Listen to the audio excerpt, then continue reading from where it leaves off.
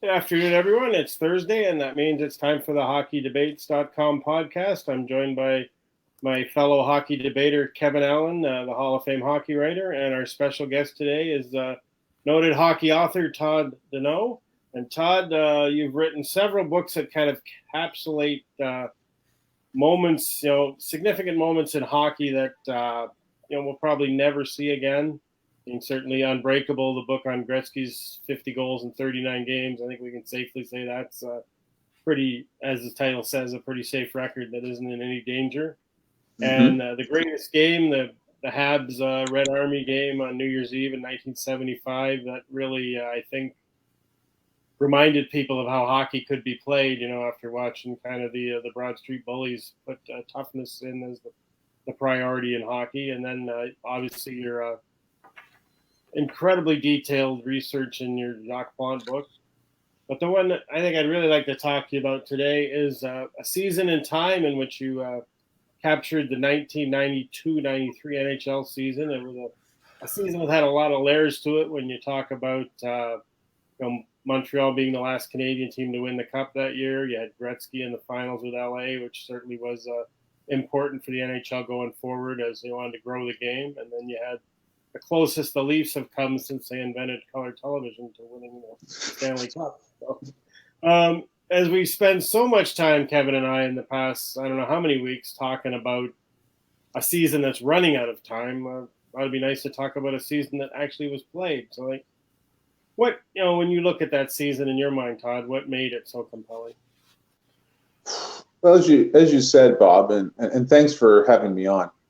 As you said, there was just so many layers to it. Like everything you mentioned, plus you had, Pittsburgh was the two-time defending Cup champ.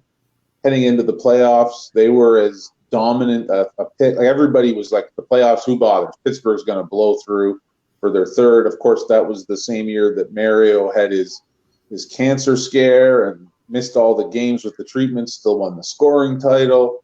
So, I mean, you had the Islanders upset of Pittsburgh, which was a huge playoff deal, and you had so many other upsets. I mean, Buffalo swept Boston in the first round that year. St. Louis swept Chicago in the first round that year. Beyond that, it was such a huge year in terms of you had Teemu Selanne setting, talk about unbreakable records. Selanne's 76 goals for a rookie and his points, 132. That's that's going to be untouchable. And he wasn't even the rookie with the most hype. I mean, that was Eric Lindros's first year in the league as well. So, I mean, there was just so many things going on. It's one of those rare years where, as you said, there's at least 8 or 9 compelling stories right off the top of my head. And that's before you even get into, people forget the Rangers that year. That was the year before they broke their cup curse. They ended up not even making the playoffs. So, I mean, there was just, and they were one of the teams thought of to be a contender. So there's so many layers that year. And it had the big names all came together in the one year. Gretzky, Lemieux, Waugh. It's almost like it's the last gasp of 80s hockey is that 93 year, like where everything from the 80s kind of comes and you have so many 50-goal scorers, 100-point guys. It's really an offensive thing. It's just one of those years that's kind of a transitional year, right before the dead puck era, right before we had strikes, right before we had all this. I mean, not that it was perfect, but maybe a more innocent time. Todd, you just started to touch on what I wanted to ask you about in the first question. Like, to me, that season sort of marks the end of the romantic period of hockey when, we had the magic of the Oilers followed by the magic of the Penguins, Gretzky and Lemieux. And it was still all about offense. And then it almost seems like everybody got together, their teams after that season and said, what can we do to slow this train going? And all of a sudden, within 18 months, we were all talking about the neutral zone trap and clogging up the neutral zone, and Jacques Lemaire was king in New Jersey. Do you think that season did lead to kind of a league-wide embracing the idea that, we have to do something and what we need to do if we want to maintain competitiveness against these powerhouse teams? is to play defense, strangulation defense. And I think you're right, Kevin, every action has a reaction, as you know. So all those teams, I mean, even the firepower, like Solani he was a very talented player, obviously put up huge goals. McGillney scored 76 goals that year with LaFontaine. But a team like Jersey, I mean, off the top of your head, who's their top offensive player? Yeah. Right? Like exactly. Who's their guy? And you kind of see it in 94, because, I mean, people tend to kind of overlook, like, they came within a whisker of taking the Rangers out in that Wales Conference final. And then there's no Ranger Cup in 94. So 94 is when you get New Jersey's playing that kind of, as you said, the trap comes in, and it's designed even other teams where you think of more, Steve Yzerman up until 1993 is putting up massive points. Big scorer, big everything. After that, he becomes more of a 200-foot, well-rounded player. It seems to be, instead of, hey, we're going to add guys who are going to give us more offense, the focus started to become more on, hey, we can compete by stopping guys. And you also see, I mean, even the difference from goalie equipment in 93-ish to 98, 99, the equipment's bigger. There's just all these changes. And then, of course, the NHL had all this momentum in 93. A couple months after that, you have the big famous Sports Illustrated cover that, hockey's on the rise and basketball isn't. And that's almost like that peak moment of like the Sports Illustrated jinx. As soon as that cover came out, all that momentum that hockey had, and most of it, to be honest with you, sadly self-inflicted, went right down. So even 5 years after, by 98, 99, we're having to sit through an expansion team, in order to win, and being told what a great 3 overtime, 1-0 game this is. Whereas, back in 93, it was still kind of the 80s where, hey, it's good old, nothing like a good old 6-5 game. But then, then it became, oh, look at this save percentage, look at this. And the focus really came on defense. And if you had a Marty Brodeur or you had a Dominic Hasek, you could compete with teams who had the stars by playing that system. Again, I mean, by the time Hasek takes over in Buffalo, their top offensive guy in 97, 98 was, it's tough to remember.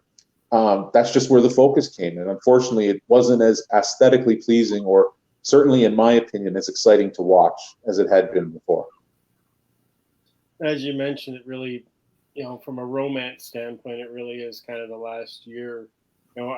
We didn't talk about how much money guys made in 1993. Now, because of the salary cap, it's one of the most important topics of conversation around the game, because what a guy makes is equated to what he produces on the ice. And if he's not producing, then he's a burden, and you got to find a way to get rid of that contract. You didn't hear talk about that in 93. I mean, you had teams like the Red Wings. If they had a problem, well, we'll throw some money at that problem and we'll see if we can fix it. You can't do that anymore, so that's gone. There's just so many things that were different about the game. And, that was 93 was also the year Gary Bettman came in as commissioner right around the time of the playoffs. So it really is a watershed kind of time in the game's history.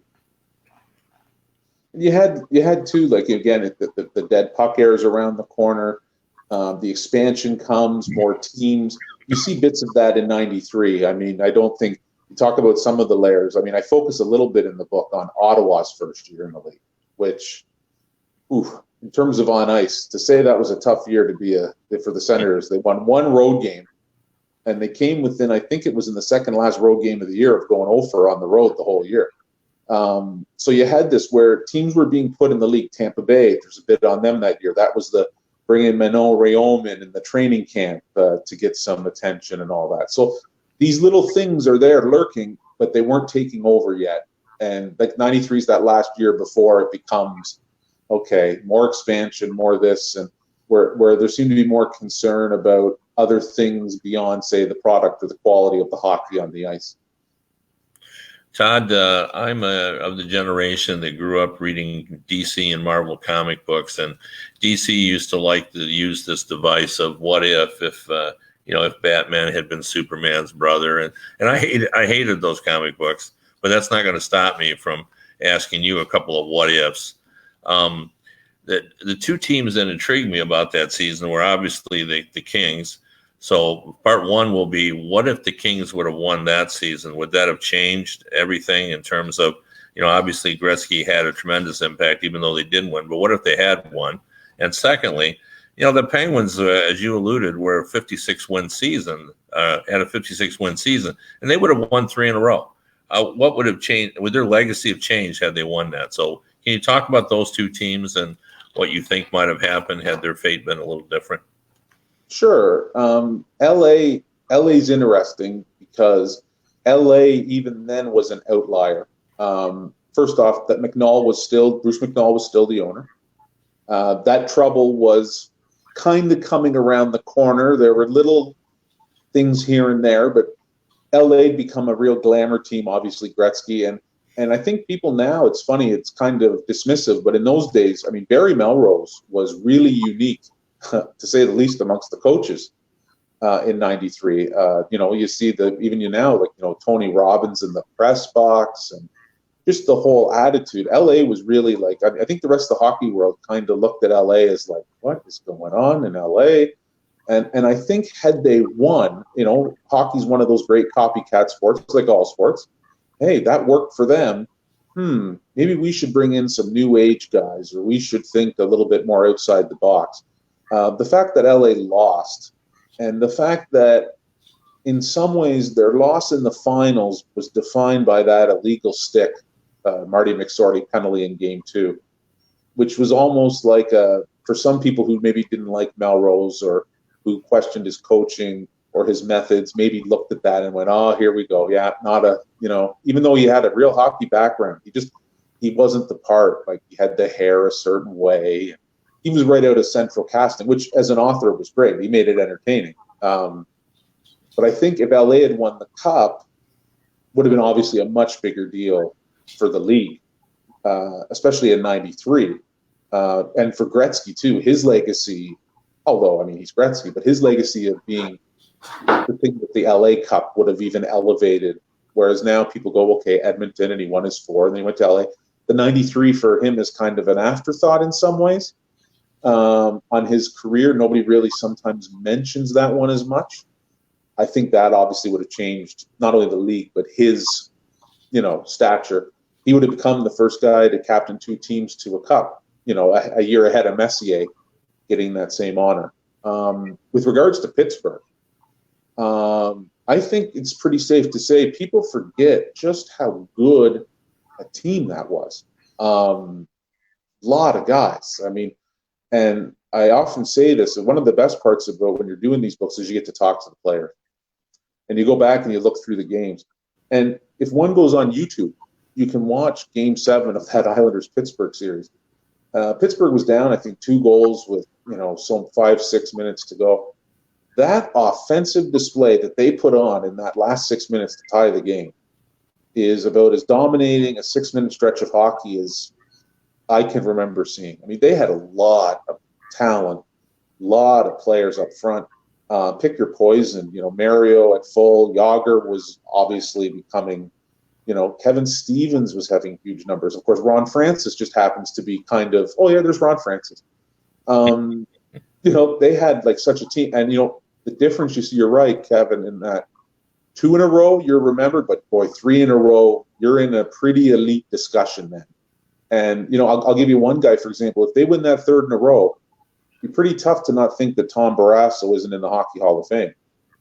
Great. I mean, like right now, he's a borderline character, to say that he's a borderline candidate for a lot of reasons, but you win that 3rd cup in a row, pretty difficult to argue him not being in the Hall of Fame. So I think, for those of us who lived it, that Pittsburgh team, maybe not the greatest team, but as good an offensive team, maybe only Edmonton. But even then, they were, for that stretch, and '93 was their most dominant year, more so than the Cup years. That year, they ran through the league that year. People forget they set the record for the longest winning streak to end the year. They won near the end of the year. I think they ended up winning 16 games in a row, right near the end. They went into the playoffs as, people talk about Tampa a few years ago being an overwhelming favorite.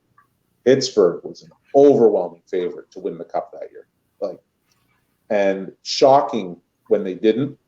One of the better things in the book is when they lost on the David Volek, of all people, Game 7 goal. The Montreal guys were in the hotel getting ready because it was a Game 7, so they knew they were either going to Pittsburgh or the Islanders were coming to them. And to a man, they were watching it in the hotel on the big screen in one of the conference rooms. And when that David Volek goal went in, I mean, they almost celebrated like they won the cup then. And Jacques Demers told me that I had to really calm the guys down. But even then, to a man, like even I can remember Eric Desjardins telling me at that moment, we thought, okay, we can win the cup. Pittsburgh was the boogaboo. And if you talk to the other guys on the 4 teams that were left, Kings, Leafs, Islanders, Montreal, all 4 of them were like all of a sudden, okay, this is it. This is the year. This is the cup. Like we have a chance. Whereas before that, none of them thought they had a shot. I remember talking to Dick Irvin on the eve of the cup final that year. And he said it was the most bizarre thing he'd ever witnessed in all his years in broadcasting, that people in Montreal were rooting for the Leafs to beat LA in Game 7 of the Western Final because they so wanted to see a Leafs-Canadiens final again. And he said he just never seen Montreal Canadiens fans be so disappointed that the Leafs lost. Well, that was, to be honest with you, being somebody who grew up in Southern Ontario and lived there, one of the cooler things about that spring was the Leafs and Canadiens played on alternate nights. So one night the Leafs would play their game, Montreal would be the alternate night. So the Leafs ended up playing 21 games in 41 nights that spring, and Montreal was the alternate night for most of them. Part of the excitement back and down in here, for both sides, frankly, was this would be the ultimate bragging right. You know, for a Montreal fan who still had to put up with hearing about 1967 all the time, this was going to be their way of going, 93. And for a Toronto fan, it would just be further, to win the cup and to do it, to beat Montreal. You couldn't have written a more perfect script. And the fact that it didn't happen means that for the last however many years since it happened, down in this neck of the woods, the 2 words, Carey Fraser and, high stick and all this have become, there isn't almost a day that goes by that you still don't hear about that.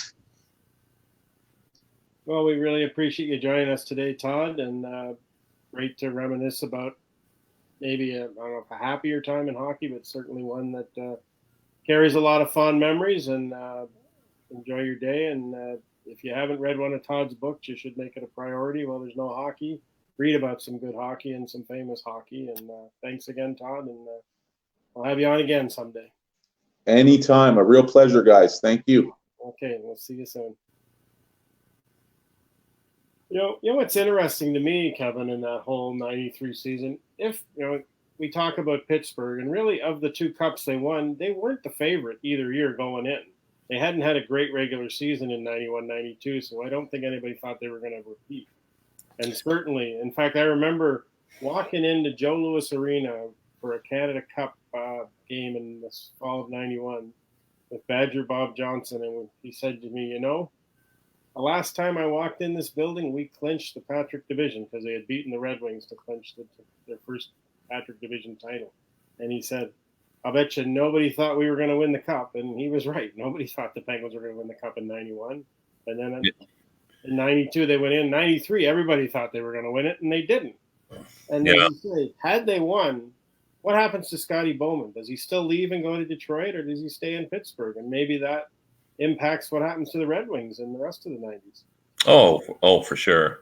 Yeah, I did the book with Stu Grimson, who was on that Blackhawks team, and Jeremy Roenick, and both of them in their books talked about, the Blackhawks thought they were the team to beat. Like, they had come into the postseason really hot. They were really a confident group. And if you remember, in that first game, they were in charge of that. And then all of a sudden, things got out of hand when the Penguins just turned it on late and, managed to pull it out. And it started to unravel for the Blackhawks a little bit. There was some friction between Keenan and his boys, and That sort of changed the course of history a little bit. And then the Penguins just got stronger and more confident. And, Mario couldn't lace the skates, but boy, he was incredible. And, they had a young, effervescent Jaromir Jagr. And, that team, that's one of my all-time favorite teams just because the dressing room was so good to talk to and they were so good to watch on the ice. So they had, Bob Johnson the first year, and then, as you said, Scotty Bowman. And that, it would have changed. There's no doubt about it had they won 3 in a row. And I really thought Todd was really interesting. He's so right about 2 versus 3. Like it does, if you win back-to-back titles, that puts you in elite company. But boy, you win 3. Now all of a sudden we're talking like, wow, we're talking, Canadians. That sort of thing, Islanders, and it just doesn't happen a lot. And that would have been, incredible because obviously the Gretzky was unable to do that. So had the Penguins done that, Lemieux would have had 3 in a row, where even Gretz was not able to do that. Well, one thing we could see, thanks to the lack of barbers and hairstylists availability due to COVID-19, if hockey does come back and they do finish the season, we could see some of that great early 90s hockey hair make a comeback. Well, for sure. I just, we all know growing up that, if you cut your hair, you got slower.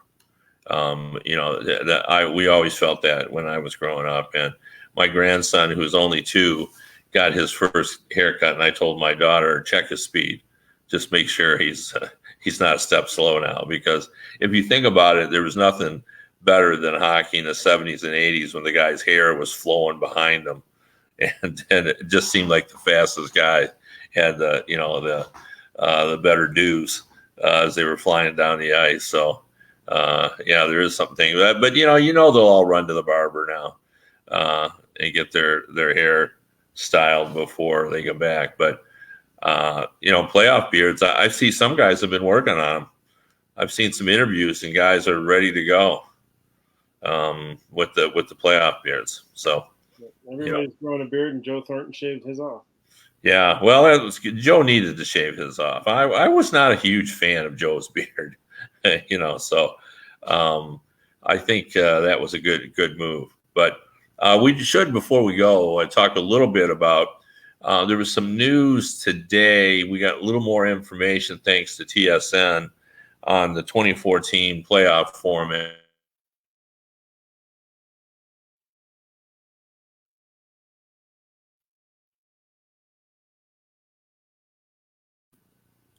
Would get a bye, and then the other teams would compete in a best of 5 to get in. And boy, some of those were gonna be like Nashville versus Arizona, and there was Montreal and Pittsburgh. There were some really good matchups that would probably occur if that was the case. And I know. Our good friend Larry Brooks of the New York Post, who does a pretty fun job of stirring the pot, said that a lot of players have a little concern about Carey Price, and by that I mean the hot goalie idea. That in a best of 5, particularly when nobody has skated in a long time, and you're just coming back and you're playing, and the other thing that's interesting is. And Tom Laidlaw brought this up to me just recently, that it takes time to get in a defensive rhythm, and he thinks the offenses are going to be ahead of the defenses because what makes good defense is everybody pulling on the oar in the same direction at the same rate of speed and so forth, and everybody's going to be a little off. Like even the Boston Bruins, where defense seems like second nature, probably won't be in sync like they would be heading into the playoffs. So, if that's the case, then goaltending even becomes even more crucial. It's always crucial, but, so it will be interesting to see. And, we expect sort of great goaltending from guys like Carey Price or Vasilevsky in Tampa Bay, but what if we just have a goalie get hot? I mean, we've seen that. We were just talking about the Penguins run. John Casey took the Minnesota North Stars there. We saw John Sebastian Jaguar, who is not thought of as a great, exceptional goalie, but a good, solid, dependable goalie. Well, he looked invincible one playoff. And we've had other goalies that have done that as well. So it's really going to be fascinating if, this is what it ends up to watch, of whether or not, a goalie could sort of just take over. But I'm wondering whether we might see offensive players take over. Like, could Connor McDavid and Leon Draisaitl, just suddenly, turn back the clock like it was the 80s, like it was Lemieux, tearing up the numbers again, and they'll push the Oilers to becoming a sleeper team, or maybe the Toronto Maple Leafs, like defense is king, but if everybody's defense is struggling a little bit, doesn't that favor the Maple Leafs? Yeah, I know we've talked a lot about guys not being able to skate for so long. I wonder about goaltenders, because it's so much of it is reflex, and concentration's a big part of goaltending too.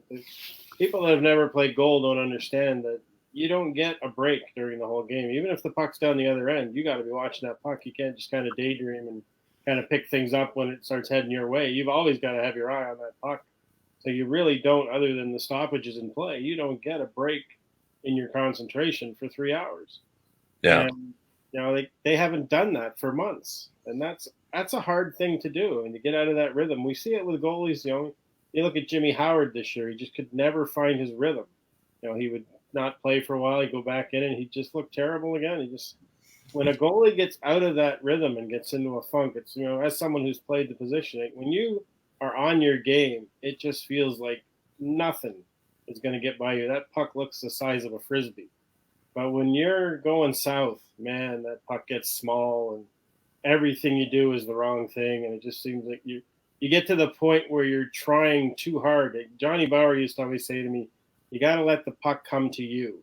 And it sounds simple, but when you're not playing well, it's hard to do, because you're moving too much. You're getting yourself out of position, and you're giving them more to shoot at instead of taking it away.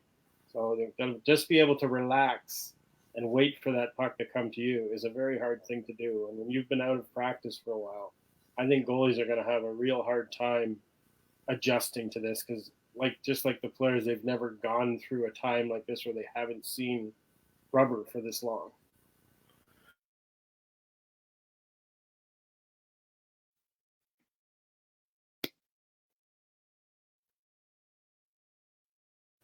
Of the four major team sports, it looked like baseball was going to be the first out of the gate to get reorganized for a resumption of play.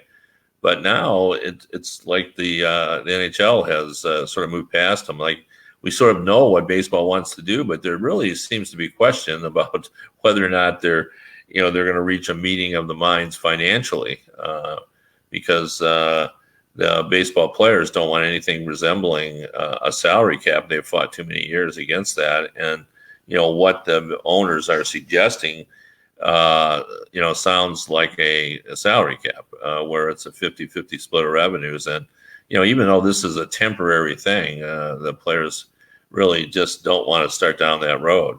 They have fought too hard to stay away from a salary cap. So that's going to be interesting. But not everybody will be happy with this 24 team play-in. But you know what? There was never going to be a format that would have made everyone happy, and everyone's just trying to do the best they can. And I've tried to tell everybody, hey, just accept it for what it is. Like, we could have lost the season, and the fact we're going to have some playoffs, and I guarantee you these ratings are going to be through the roof, just because people are salivating to see live sports again. So, I think it's going to be fun, whatever they come up with, and who knows? I mean, maybe there'll be some tweaks late that are altered a little bit, because we have heard through the grapevine that there are some GMs that aren't happy with this format in terms of what it means for like should the Penguins have a greater reward than facing Montreal in a best of 5 play-in for the season they have. I guess you can make a case for that. Yeah, well, it's kind of, I believe you're absolutely right about the ratings, because I don't know how many people I heard talking about the Bundesliga in the past week. Just because they can watch it and actually follow games, so it's something to watch. People are starting to debate who's their favorite Bundesliga team is. I mean, that's how desperate people are becoming to watch sports. They're debating between Schalke 04 and Werder Bremen, which is going to be the and I think you're absolutely right. People are just going to get so excited when there is actual sports that they're accustomed to watching back on the screen to watch. Unfortunately, our screen time is up yet again. Another quick half an hour has passed. This has been the Hockey Debates podcast. I'm Bob Duff. He's Kevin Allen, and we'll be back with you on Monday. Thanks for joining us.